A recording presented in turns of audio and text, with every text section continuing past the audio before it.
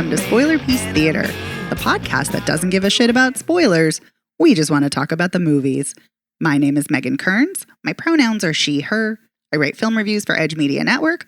I'm a member of the Boston Online Film Critics Association, and I'm a member of Gallica, the Society of LGBTQ Entertainment Critics. My name is Dave Riedel. I write and I talk about movies, and I'm also a member of the Boston Online Film Critics Association. My name is Evan Crean. My pronouns are he, him. I am co-chair of the Boston Online Film Critics Association and co-author of your 80s movie guide to better living. Yes, you are, sir. I need to reread that. I haven't read it in a while. We were just talking about that before we started recording. I mean, I'm honored that one of our patrons picked up a copy. Dan. Oh, that's nice. Dan, thank you. Yeah, thanks for picking up a copy. Now I have to write a book so that somebody can buy it. Get on it, Dave. Get on it now. Hey. Well, in addition to writing books, and at least for one of us, and aspiring to write books, we also obviously talk about movies, and that's what we're here to do today. And if you're a member of our Patreon, and if you're not, consider joining. Go check out our bonus episode. This week, it's the winner of our Legacy sequel patron poll, and the winner is Top Gun Maverick. So we had a blast talking about that, so go check it out. A blast. Because, in the movie, they blast things. They do blast things. They sure do. So, Oh, Dave, you're always good at derailing me. Sorry. No, it's good. You're funny. I love it. But now I got to think about what I was saying. Oh, yes. So the movies we're going to be covering this week, we're going to be talking about the horror thriller Blood, and we're going to be talking about, I'm not even going to categorize this one, Life Upside Down. We'll get to those in a minute. Before we dig into them, we're going to be talking about our reactions to the Oscar nominations, which just came out a few days ago. Evan and Dave, what did you think about them? Strong reaction out the gate. Yeah. I mean, I haven't seen The Whale. I don't plan on seeing The Whale. I haven't seen Elvis. I don't plan on seeing Elvis. But I think I have said this before, just reiterate, does anyone deserve an award? Okay, moving on. Colin Farrell, Paul Mescal, Bill Nye, great choices. Brendan Gleeson, great choice. Judd Hirsch in The Fabelmans, really? Okay. Short Round, great choice. That's my favorite for Best Supporting Actor of the year. Yeah. I'm not sure I understand the Ana de Armas thing, but okay. And I haven't seen To Leslie, even though I should, because Mark Maron is also in it, in addition to Andrea Riseborough, who I do like very much. She's amazing. She really is. Angela Bassett, Carrie Condon, Jamie Lee Curtis, all good. I'm not sure why we're nominating Steven Spielberg for The Fabelmans again. I'll just, but fine. I guess if you're going to, this is, you've always got to have a movie about movies, right? So, of course, the most famous director ever probably made a movie about himself learning how to make movies. So why wouldn't you nominate that? Or him, I should say. So, what are the Best Picture nominees? Did we talk about that yet? We haven't. The Best Picture nominees are All Quiet on the Western Front, Avatar: Way of Water, Banshees of Inisherin, Elvis, Everything Everywhere All at Once, The Fabelmans, Tar, Top Gun Maverick, Triangle of Sadness, and Women Talking. Of those I've seen, except for The Fabelmans, sure. Everybody knows how I feel about The Fabelmans. Yeah, I guess Clearly. so. I know if you didn't before, you do now. Right, yeah. You don't even need to catch up on that episode. We already know where Dave lands on that. Yeah. I mean, I will say this. I don't really understand the fucking brouhaha, and I think, Megan, this is going to make you raise an eyebrow. I do not understand all of the brouhaha for Everything Everywhere All at Once. I think it's fine. I think it's very well done. I think it's really well acted. And it's directed to the hilt. But, I don't know.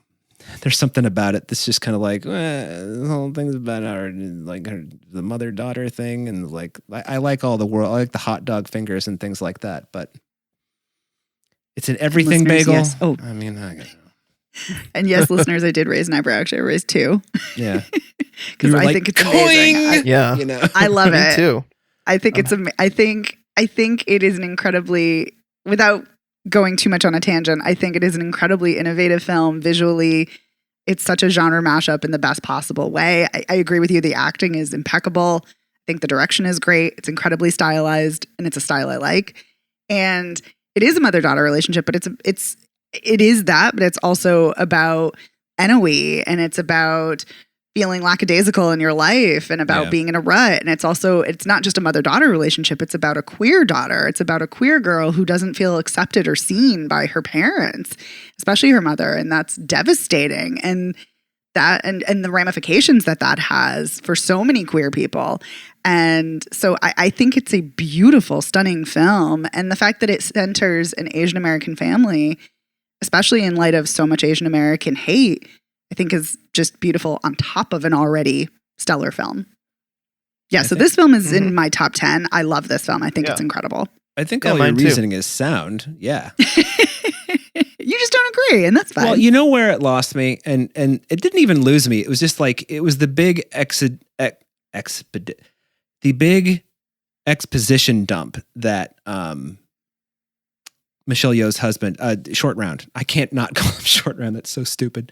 Who's great in the movie. The big exposition dump he gives, like, about how everything works, you know, and it's just like, he's going to lay this all out for like 3.5 minutes. And then, exposition, and it's not exclusive to that movie. Exposition dumps really like kind of stick in my craw these days. I don't know why.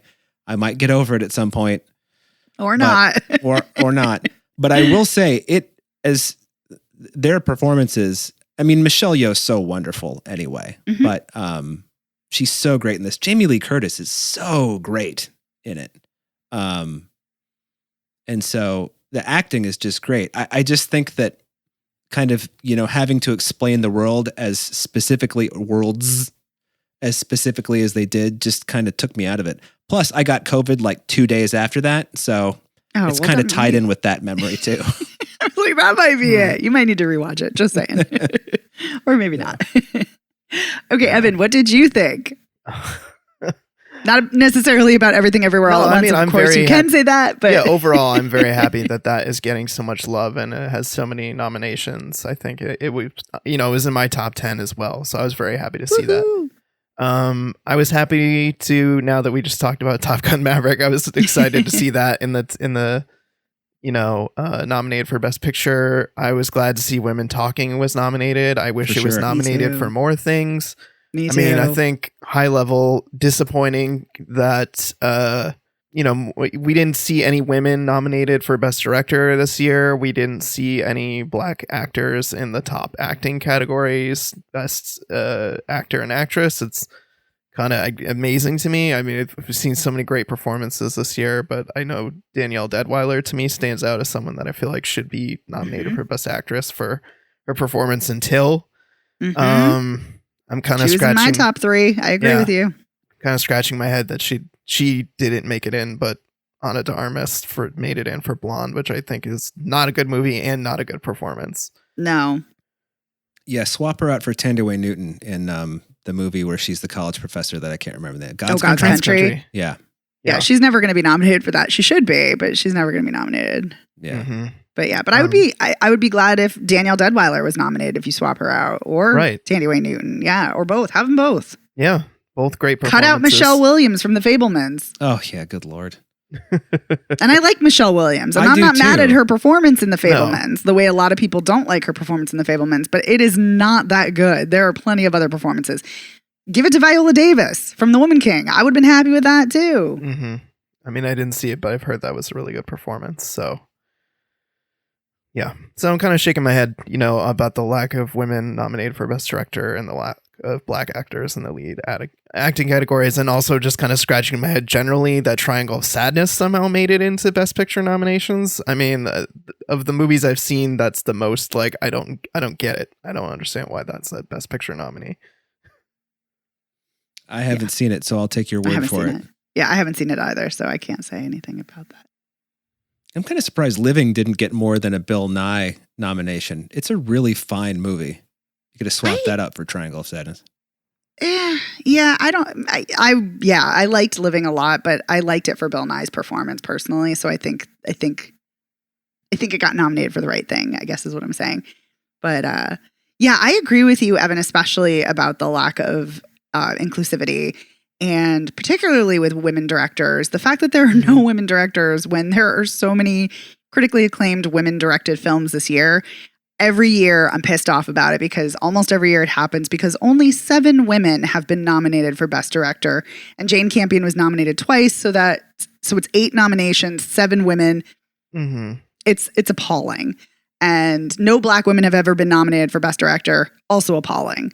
So yeah, and the fact that there are not enough people of color, especially Black actors in the acting categories, also awful. Although I will say it was an absolute delight to see Brian Tyree Henry nominated for Best Supporting Actor because he was one of my top picks for Causeway because it's a great film, underrated film, and he's amazing in it. So he's always so great. He is always so great, and I was so excited because that I feel like is a really truly deserved performance.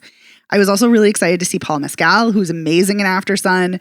Colin Farrell has been my pick for Best Actor, both in After Yang and in Banshees. So I was excited to see that.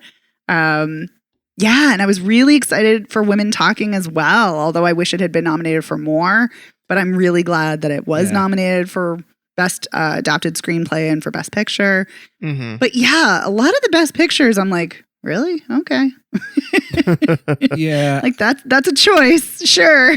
The thing about the directing thing that kind of is a head scratcher to me is it's almost always, not always, but almost always like they're big directing, like Banshees of Inisherin and Everything Everywhere All at Once and The Fabelmans and Tar, and I haven't seen Triangle. So those are all like heavy lifting directing movies. But if you think about it, Sarah Polley managed to make a bunch of women talking in a barn fascinating. Exactly. Yeah. So why isn't that, why isn't her name in there, Right. For example. Mm-hmm. I could not agree with you more. I think the innovative visionary work that Charlotte Wells did in her debut film of After Sun is absolutely amazing. For sure. And it would have been great to see her nominated. I think Gina Prince Bythewood, Woman King, I really liked it a lot. It wasn't one of my favorite films, but it is incredibly well directed. And she is a solid director time after time. And so, yeah, the one thing I will also say is I think it's a problem when you only have 5 directors, when you have 10 films. Mm-hmm. And not that it should always be beat for beat, like Best Director to Best Picture, but it's really hard because the director is the one. While it is, I'm not here for auteur theory. I do not think a director is the only one doing all the heavy lifting or all the work. They are the one who is, ensuring the vision and tone are set throughout. And so it's hard to not nominate more of the directors that were nominated for Best Picture. But anyway, I digress. But yeah, I don't know. Do we have any other thoughts on the Oscar noms? Me specifically, no. The Oscar nominations always leave me a little cold for all of the reasons we have described, and also because it's just like, oh God, fucking Oscars. Yeah, I agree with you, and every year people are either really excited about the Oscars or they're like, fuck the Oscars, who cares? And I get both sentiments. Like, I get very excited for them. I love the pomp and ceremony. I love the pageantry of it. I do. But I also completely understand why people are like, oh, it's so frustrating because, yes, most of the films that I love are not awarded or even nominated. Mm-hmm. So, yes, I love Women Talking. I love Tar, Everything Everywhere All at Once, which it kind of blows my mind that is the film that got the most nominations because they never award sci-fi films. Never. They never award a genre film that has comedy elements in it. It's kind of mind-blowing. I love Banshees, which is so great. But yeah, but I get when people are not into them. But at the same time, so much work comes out of being nominated for an Oscar. Or if you win, you get more work too. You tend to. It opens doors. So I think for those reasons, it's important, even if we don't like it. Agreed. Yeah. I'll co-sign that statement. Yay. I like that. Any final thoughts before we dig into our movies of the show? I kind of feel like talking about the Oscars more so we don't have to talk about the movies on our show. I get it. For I sure. don't disagree. Oh, Spoiler boy. alert. But yeah, we do. We have to talk about these movies. Yeah, I mean, we watched them. We already put the time in. Yeah. Might as well do something useful with that time that wasn't watching the movie. Yeah. That is true. All right. I'm ready. All right, let's do it. Let's do it. We're kicking things off with Blood. And Blood it's like I said, a horror thriller. It stars Michelle Monaghan, Ski Ulrich, or Ulrich, I never know. Yeah, I never know. Either. And yeah, I don't know. Now I'm curious. And it's directed by Brad Anderson, written by Will Honley.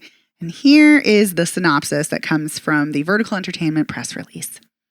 Jess is a nurse and mother recently separated from her husband, and she moves her daughter and young son Owen, her daughter Tyler and young son Owen, back into her family farmhouse.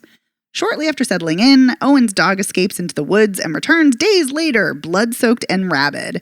When the dog attacks and bites him, the resulting infection grows more shocking as Owen's behavior becomes frightening and deadly. Yep.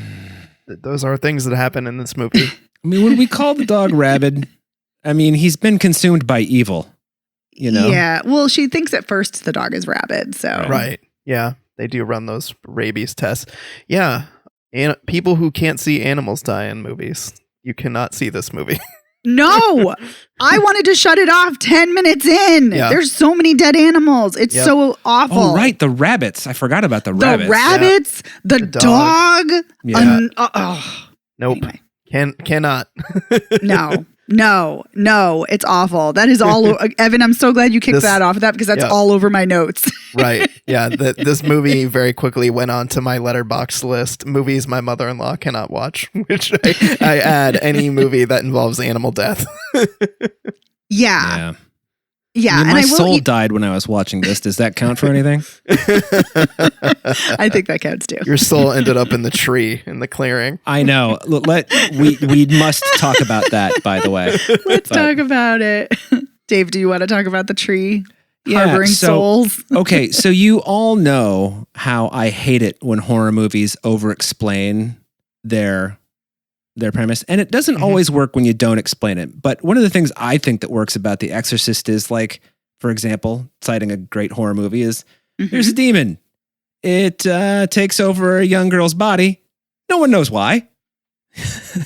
Yeah, I like one, that. No one knows why the demon jumps into Father Karras. No one knows why, and it's great.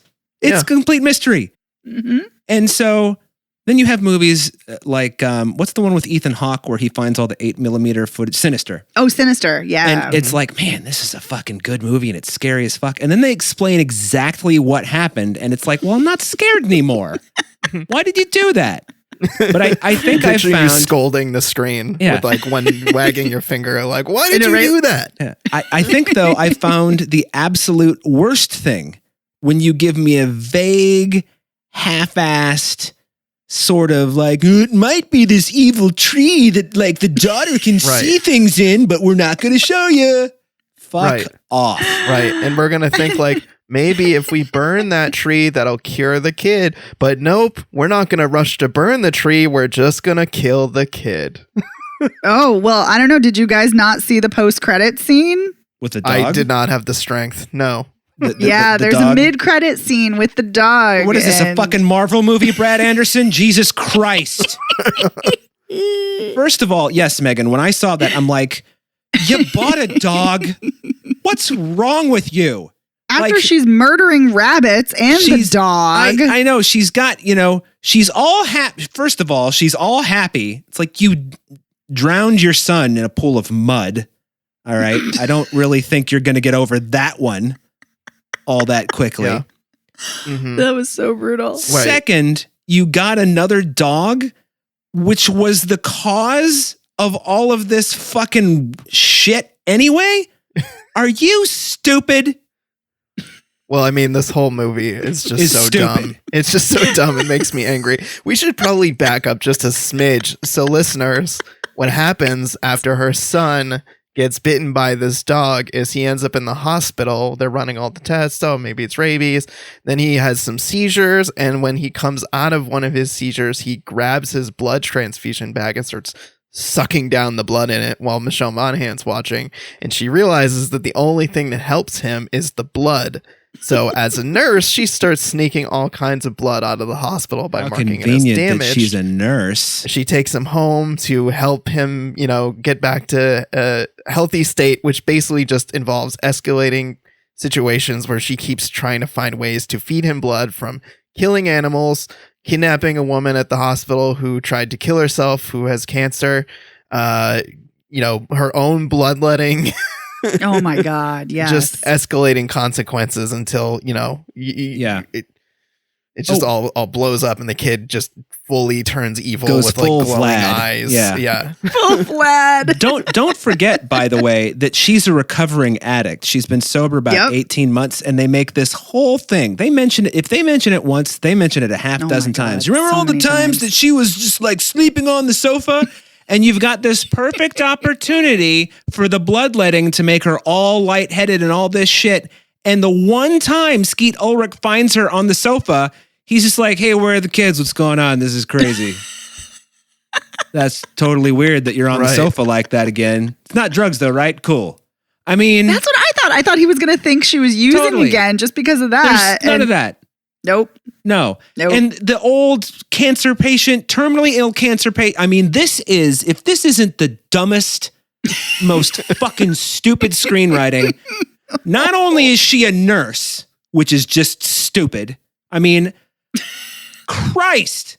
Then you put a terminally ill cancer patient that she's apparently the only one who takes care of, has no family, wants to kill herself. And that's, oh my God. I don't know any screenwriting professor or screenwriter, because I know a few of them, who would look at that and be like, great idea. Great idea. Yep. Fucking contrived piece of shit. Christ. So I'm not going to defend that. I saw a film. So I'm in the midst of watching films at Sundance, and there is a Sundance film that will be coming to Shudder called Birth Rebirth. Oh, it's a take on Frankenstein. Okay. And it has your favorite Marin Ireland in it. Ooh, boy. It's a good film. It's a good film, but she is a medical examiner. And Judy Reyes is in it, and she's a nurse, and it's kind of, there's like a lot of similarities in that they like start like taking bone marrow and like blood and like things like that, like to sustain this creature, for lack of a better word, but it's a kid. Anyway, I digress. But yeah, but I'm like, but I kept thinking about that movie when I was watching this, because I'm like, because I agree with you, Dave. It's so contrived, but I'm like, that movie has kind of has those contrivances too, and yet it works because it has great performances and it's doing some interesting things. So yeah, I agree with you. So you can have a contrived, some contrived elements, but if that's all you've got, it's just going to fall apart. So yeah. But your vitriol is hilarious. Yeah, I really like Michelle Monaghan too, and she just fucking flails in this part. Yeah, I don't know how good she is. I've seen her in a few things, and I don't think she's very good. But she's definitely not good in this. She's bad. Yeah. Well, the thing that's kind of crazy about her performance in this is like she's really trying. Yes. Like and I don't think it's her fault. This is just, I mean, Brad Anderson has directed, let me think, 0 good movies, and. I mean, Next Stop Wonderland is fine, but there are people out there that love The Machinist, and it's got the same fucking, like, the whole time you're watching The Machinist, it's like, it's because he killed someone. It's because he killed someone. It's because he killed someone. And then finally it's like, oh, he killed someone, and now he's gotten it off his consciousness, his conscience, and then he can go to sleep, and he can start gaining weight again. Like, fuck the fuck off. Session 9, ugh. The only thing interesting about that is that they shot it at that state hospital around here that has now been turned into condos. Oh, interesting. I want to back up for a moment. I'm sorry. I'm sorry. No, No, it's okay. I think it's important to talk about a director's filmography, so I don't think that's bad. I just want to back up for a moment about Michelle Monaghan, because I kind of fall somewhere in between the two of you. I also question, Evan, how good of an actor she is. I feel like she's someone that people talk about as really good, and then I see her and I'm like, is she? Like, Yeah. she's okay, but I'm like, I keep waiting for her to be as good as I feel like people talk about, but I agree with you, Dave. I think she is working her ass off. I think she's really trying. Although I will pose, should I really have to see the effort? Like, shouldn't a good Fair acting question. performance be effortless seeming? Yes. Yeah. It should. Yeah. So I mean, when Skeet Ulrich is giving the best performance in the movie, I think you're in trouble. is he though? Yeah. Compared to what? I don't know. I think Michelle Monaghan's better than Skeet Ulrich. I don't know. Well, there's just nothing for anybody to do in this movie except That's true. react. You know? Maybe the daughter's the best. I don't know. Yeah, she's all right. Yeah. She's all It's right. not bad. Yeah, I mean- kind of liked her. The little boy is kind of listless, but I think he's supposed to be kind of listless Yeah. until Yeah. he goes full Vlad. But you're right. There's just nothing for any of them to do. Yeah. And this Yeah, is right. a great concept. I like the premise of this. Yeah. The one thing that, like, I mean, the movie never had me in its clutches. The whole time I was just like, this is dumb.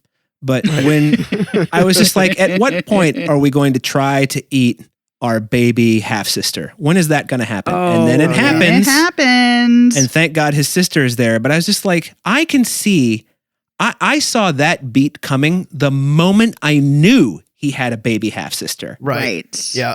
And that doesn't come for another 85 minutes after you learn he has one. Like, Yeah. the only interesting thing about this is that he doesn't have vampire teeth. He's just got regular teeth.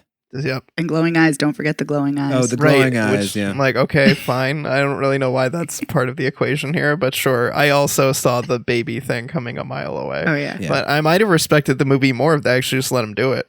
Right? Maybe. I think I would have. It would have Yeah. been horrifying, but it would have been ballsy as shit, I tell you.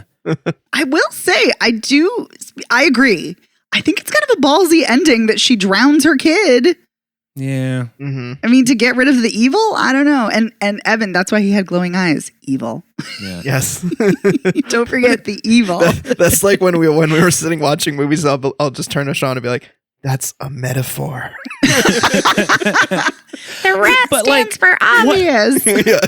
What is it with the tree? It's like the daughter looks into the dead tree and she sees, we never get to see what it is. That's not cool. Hear voices, like You know? weird voices coming out of it. And Is also, that it? why didn't it I make don't know. Michelle Monaghan evil when she grew up in Thank this you. fucking house? Thank you. Like That's what down- I was thinking. Yes. Yeah. I mean, the pond, it used to be like a pond where they would catch fish, but wouldn't the fish be evil? I mean, wouldn't you like Yes. eat some of that trout and then be like, oh, now I want to like turn into trout and eat other fish? I'm a piranha. I mean, I don't know. But yeah, why isn't Michelle Monaghan turning evil when she's like rolling around in the mud? Why Who isn't knows? the Maybe- daughter turning evil? Right? Because You she was know? in the mud too. Maybe Mhm. maybe it only goes into one creature at a time. Maybe Yeah. it's like the thing. The one thing that I think is interesting about this movie, and I don't think it's necessarily a good thing, but I think it's interesting, is that when the kid, Owen, goes full Vlad, he looks like they made him up, and this has got to be a conscious choice. They made him up to look like not Regan when she's possessed in The Exorcist, but the subliminal frames with the white-faced Yes. Demon? Yes. Yes. totally looks like that Mm-hmm. with the That's a sunken great pickup. eyes and the. Yep. Yep. No, I think the visual, the makeup and the visuals are good. I also really like, again, I like it conceptually how far a mother will go. Mhm. How much of her boundaries is she going to push? How much of her ethics and her morality is she going to just shove out the window, in order to help her kid? But yeah, I think it's an interesting premise, interesting themes. I always like bodies and consumption. Those are themes I gravitate towards. But yeah, this is just no. And a lot of it had to do with the animal deaths. A lot of it had to do with the fact that the characters have nothing to do. I know nothing about these characters. Mhm. So yeah, this felt really tedious for me. I will Very say though, tedious. that ending when Michelle Monaghan is screaming, that's probably the best acting she's doing in the movie. Oh, and she drowns her kid. Yeah. How did she get away with that? How did they determine said that it was was an an accident. accidental drown? No, but how? They said he drowned before they got there, I guess. I don't fucking know. The mother and the daughter could tell the same story, and then They they could. corroborate each other's story, but then she still loses custody basically of her daughter. Anyway, she still only has supervised visitation at the end. Yeah. Yep. I think that's the one realistic thing about it. I agree. Like if your son died on your watch, then yes, your daughter, you would get her for an hour a week with, Mm-hmm. somebody from Child Protective Services watching Yeah. your every move. Agreed. Am I the only one that thought the kid was a dick? I did not like him. Like there's the part where he opens the door and lets the dog out and then turns around and gets mad at his mom saying like, "Oh, you let the dog out. This is your fault." Like, "No, dumbass. You opened the door. You let the dog out. Like this is your fault." Yeah, I thought it was shitty when he was just like, you don't care about Pippin because dad got him for us. It's like, all right, I know that you're like 9 and you're reaching, but that's just dumb, even for a 9-year-old, Mom doesn't care. Like, mom might not like the dog, but she doesn't care who bought it. I mean, like, God, and there's no indication that that's how she feels. Just, oh, I hate that shit. See, I wasn't bothered by any of that because kids lash out, first of all, For and sure they do. especially when you have a parent who's, an addict, and it was clearly that she was, in dealing with her addiction while they were around. So to me, maybe I'm doing a lot of legwork for the movie, but to me, the fact that he was kind of a shit, I was like, yeah, that kind of tracks. Yeah. And the other thing, of course, like running away from home and putting up all the wanted signs while not wearing your helmet on a very busy road, I might add. That's legitimately like just ridiculous, Like if I had done that, my parents would have been like, and here's your bike going into the trash compactor, Yeah, no kidding. Ay, ay, ay. It's a bad movie. It's an exceptionally bad movie. Evan, I was going to say, do we have any final thoughts? But I think, Dave, those might be your final thoughts. Evan, do you have any additional final thoughts, Dave? And Evan, you as well. Well, I just want to apologize to my former co-hosts who are going to fire me after this episode. What? Never. How fucking crazy I went there in the middle. Oh, Dave, we love you. Don't be ridiculous. thank you. Yeah, I mean, you're giving voice to a lot of my frustration with this movie. So I just think hey. it's funny. yeah, no, it's always funny when one of us gets amped up about a movie that they just absolutely hate. Yeah. I know, but I will say I do kind of like that our patron, Heather Sachs, thank you, Heather, did tweet us asking if, Dave, you were okay. That's right. Yeah. Yeah, I'm fine. You just happened to start, you're a new patron and you've started listening to us at a time where we've just watched a bunch of really bad movies in a row. It's kind of astounding, This can be a really tough time of year because this is when a lot of the direct gets dumped. It can be. And it used to be like January and February were like movie dead zones, but then that kind of changed for a while. Yes. And now I feel like we're going back. I know. What's happening? Yeah. Although I'm telling you guys, Megan is great, and that came out in January, so just saying. I do want to see that. So Well, it's on me VOD too. now, so you can. Interesting. But back to Blood. Do we have anything else before we shift gears into our next film? No. I have one thing. Yes. Evan was saying on the bonus Patreon episode about Top Gun Maverick that he kept getting "You've Lost That Loving Feeling in Your Head," which I did too when I was watching this. It was crazy. No, I kept getting Blood by Pearl Jam stuck in my head. And the reason is because Eddie Vedder screams, "It's my blood!" Just like and I don't know how he has a larynx still, basically, after singing that song. But I kept thinking of him screaming that while I was watching this movie. I feel like that would make this film watching experience much more fun if I had been thinking about Eddie Vedder screaming blood. Yeah. It certainly didn't hurt things. I'll put it that way. All right. Well, we had a lot of strong feelings, especially you, Dave, about blood. Let's see what our feelings will be about Life Upside Down. Oh, Oh boy. So Life Upside Down stars Bob Odenkirk and Radha Mitchell and Danny Houston, and it is written and directed by Cecilia Minucci. And here is the description from the IFC website. An art dealer navigates a personal and professional crisis in this, okay, this is wrong, in this globe-spanning romantic drama. I don't think this is globe-spanning. If the globe is LA and it's a flat Earth. Exactly. But basically this takes place in LA during the onset of COVID. And so the film opens at an art gallery with Bob Odenkirk, who is the gallery director, and then his friends or patrons who come in. And then COVID hits, and then they're all quarantining at home. And so this whole movie was made during the onset of COVID. And so most of it is through laptop screens, Zoom, you name it. And and so Bob Odenkirk and Radha Mitchell, Bob Odenkirk is married, but he and Radha Mitchell are having an affair, and Danny Houston and his wife are together, and he's writing a book, and she's not really interested in hearing about it, but she pretends she is. And yeah, so it's kind of like they're all, I guess, at a crossroads, not just Bob Odenkirk's character, but they're all at a crossroads. Like, what is life? What do things mean? Blah, blah, blah, blah. I'm just going to say I hated this movie. I hated this movie so much. But guys, what did you think? Yep. Okay, Evan, I'm going to just give my 3-word review and then you can get into it. Sounds good. Piece of shit. There you go. Yep. Yeah, there was a few days ago. Well, I feel like we wanted to see this because Bob Odenkirk. I feel like we all That's like right. Bob Odenkirk as an actor. Yes. And I mean, I don't know about you two, but I feel like I haven't really seen him in much outside of Breaking Bad or Better Call Saul in the last few years. So I was like, okay, I'm interested to see him do something else. It's an indie movie. It's about COVID and people in lockdown. This could be really interesting. And then a couple days ago, Dave texted the two of us and was like, something like, oh boy, Life Upside Down. Really curious what you guys are going to think of this. Right. And then I was like, oh no. And then I watched it, and I maybe made it about 10 minutes in, then I texted the both of you, what the fuck is this movie? I know. And I just want to say, 5 minutes into this movie, I walked out of my room and went to my roommate's room and said to him, what the fuck am I watching? This might be the worst movie I've seen all year and might see all of the year.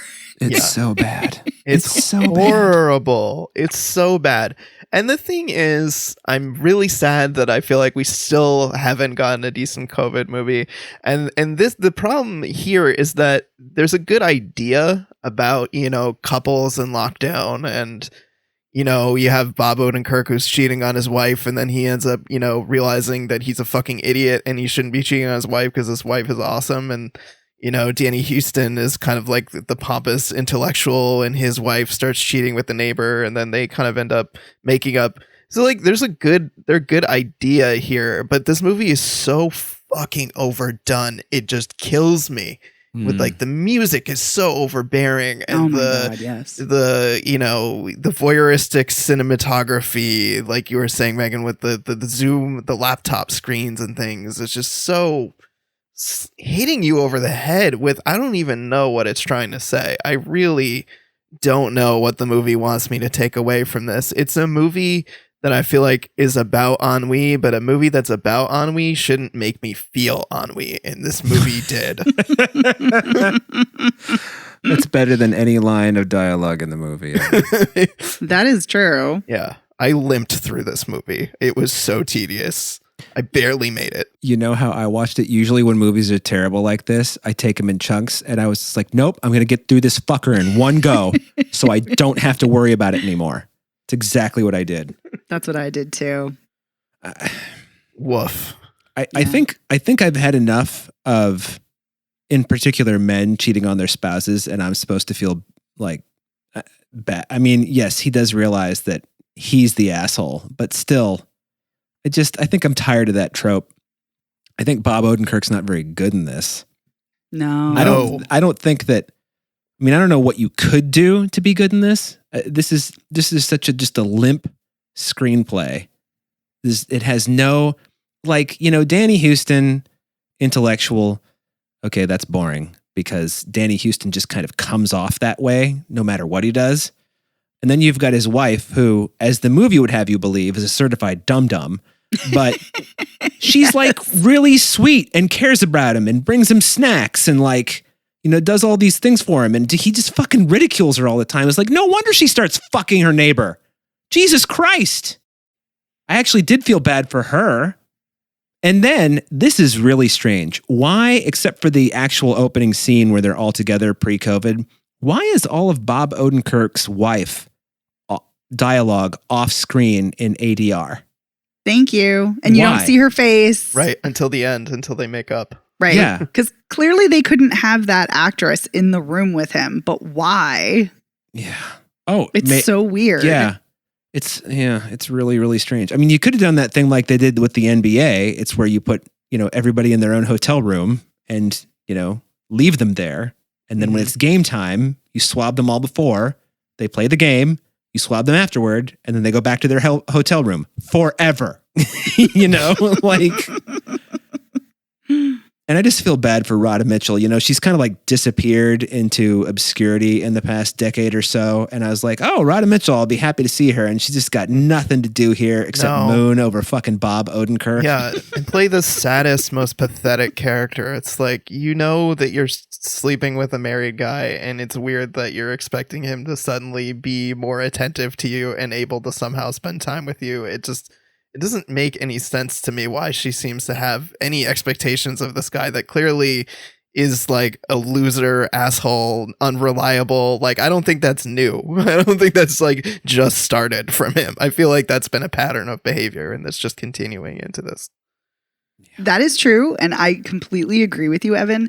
I think it's a lot easier to judge a relationship outside of it because For sure. I cannot tell you how many women I know, women who date men, who put up with bullshit because a guy is like, oh, well, I'm going to do this and I'm going to leave this person, but I can't right now because of blah, blah, blah, blah, blah, or this reason. And they just leave them little crumbs, like, you know, and just string them along. And a lot of women put up with it. And I'm not saying all.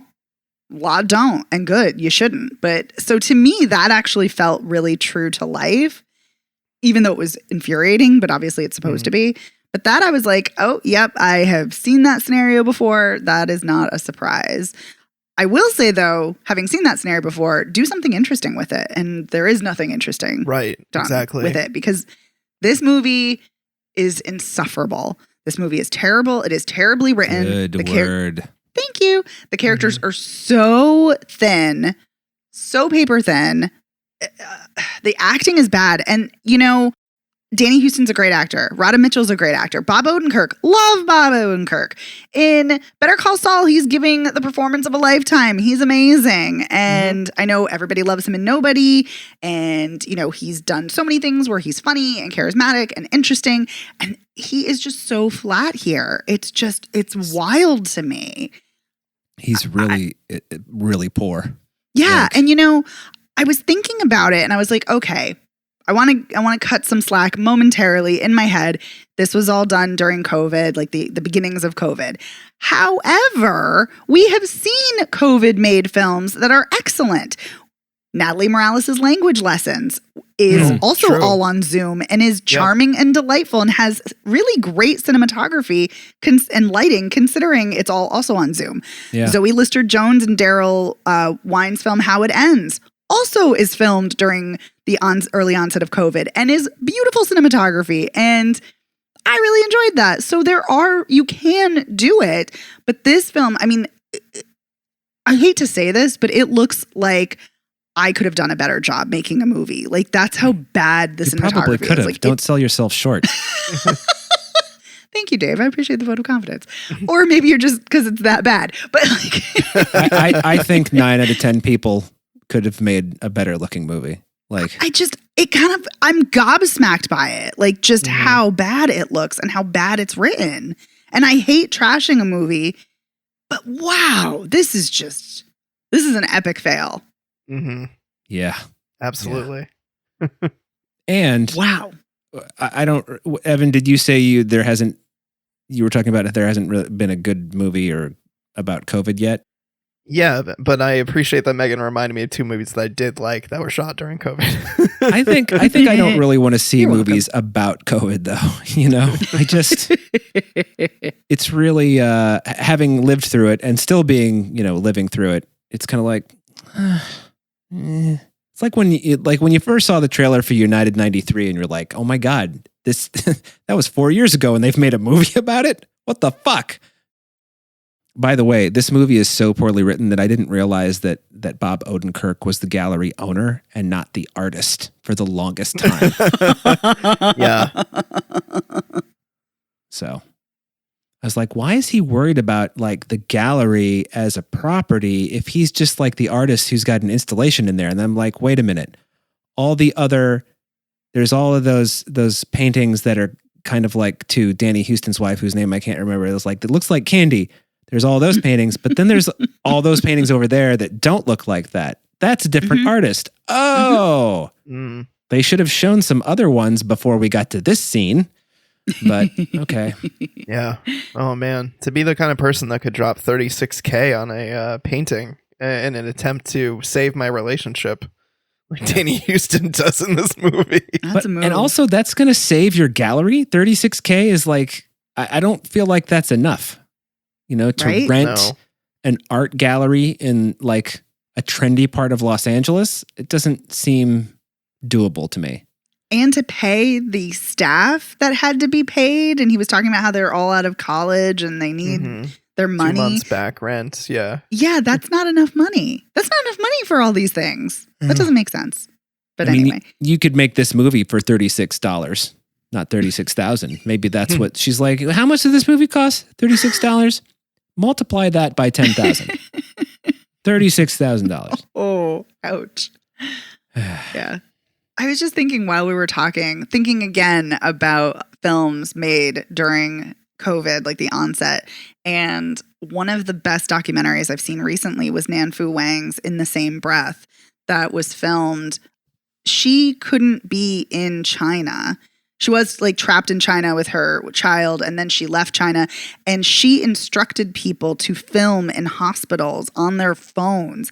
And that footage is better, and it's better edited than what we saw. And I'm just like, and these were amateur people. These were like just regular random people. What is happening? What is happening? I mean, what's the J.J. Abrams monster movie where Cloverfield? Cloverfield. Didn't the guy we don't like anymore actually shoot most of that because he was literally the camera operator? Yeah, TJ Miller. I was like, who's the guy we don't like anymore? I think that he actually shot Dave. the bulk of that. No, Dave, you do have to be more specific. There's a lot of people we don't like. Yeah. Well, it turns out that he's like detestable. So, whatever. Wait, did TJ Miller really do the footage of that? I didn't know that. That's interesting. He shot a bunch of it, yeah. I mean, I don't know how much of it they used, but he's like, yeah, when that camera was on my shoulder, it was running the whole time. So. Oh, that's also like not that TJ Miller's a cinematographer, but that's also like the cinematographer of Rec that we saw, who's like running the whole time and it has the camera. Anyway, I think the point is that we can, if anyone is out there like, oh, well, maybe maybe they're being way too hard on the film and, they should cut them some slack because it was filmed under really strict constraints. No, there are a lot of other films that have worked around those constraints. Well, I don't know. Is there some kind of a dance of joy we could do to get ourselves out of said ennui? I mean, yeah. Yeah, this was a tough week, guys. Yeah. Wow. I mean, it's no The Sun, but no, it's close. I mean, we had, yeah. Yeah, let's not talk about The Sun again. No, we don't have to. I'd rather watch Sick again than either of these films. Oh, I like Sick. I know you didn't like it though. Yeah, I didn't like it. So yeah. So that's saying something that you'd rather watch a movie you didn't like. Yeah. Mm-hmm. Do you guys have any final thoughts? No. I feel like it was going to be easy to get through the stuff that was bad about the movie. Yeah. There's so much of it. How do you choose? Oh, Jesus. Wow. Well, new listeners. We It's not swear we do love movies. It's not usually like this. I know. Oh, If this is your first time listening, yikes. yeah. Hmm. I swear we are positive about movies.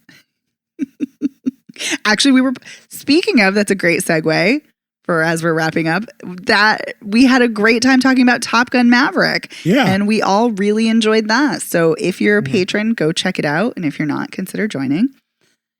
And that's at patreon.com/spoilerpiece for $5 a month. You get to listen to bonus episodes and vote in polls and all that kind of fun stuff. So let me back up and rewind a little bit. Blood is in theaters now. It's going to be on VOD in about a week. And Life Upside Down is also in theaters. I think it's safe to say none of us would recommend these two. Is that correct? Yes. Correct. Evan, do you also concur on that? I do, yeah. And Dave's old rating system, this would be 2 double barfs. Whoa! That's right. Oh, it sure would. I mean, wow. You know, The Sun might be worse than Inside the Mind of Charles Swan III. No. Whoa. Maybe. Whoa. I didn't even finish that movie. It was so bad. It's at least as bad. Let me put it that way. I've never seen this alleged movie. Oh, you've done yourself a favor. Okay, I'm good. I'm It's an glad act about of that. self-love to not watch that movie. Yeah. I need all the self-love I could get, so I'm here for that. All right. Well, you can, if you'd like to listen to maybe some more positive commentary on films, go check out our other episodes, and you can find Spoiler Piece anywhere you listen to podcasts. We are all over the place. You can also go to our website, spoilerpiece.com. You can also find us at social media, all of the social media platforms. We're on Twitter, Facebook, Instagram, Letterboxd, TikTok at Spoiler Piece. You can also reach out to us. Let us know. Did you like these movies? Did you also find them as frustrating as we did? We want to know. We want to hear from you. You can also reach out to us via email at spoilerpiece@gmail.com, or you can give us a call. At 862-21-PEACE. You can leave us a voicemail message. You can leave us a text. Share your thoughts and feelings. Let us know. We love hearing from you. And like I said about our Patreon, go to patreon.com/spoilerpiece.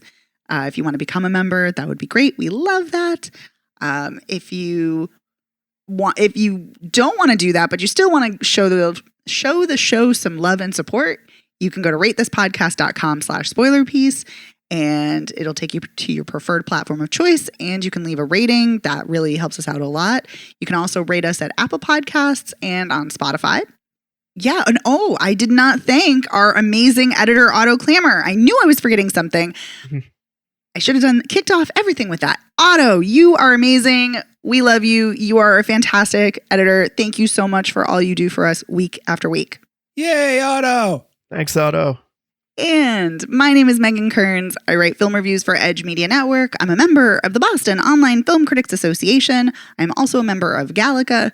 You can follow me on Twitter at OpinionSWorld or on Instagram and Letterboxd at The Opinion S. My name is Dave Riedel. I write and I talk about movies. I'm a member of the Boston Online Film Critics Association, and I'm on Twitter, Instagram, and Letterboxd. I'm at Dave Sees Movies. Nah, except for the meh part. Skip the nah.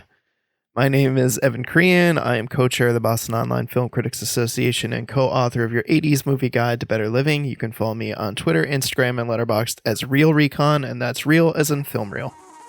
And we'll see you next time. Bye. Bye.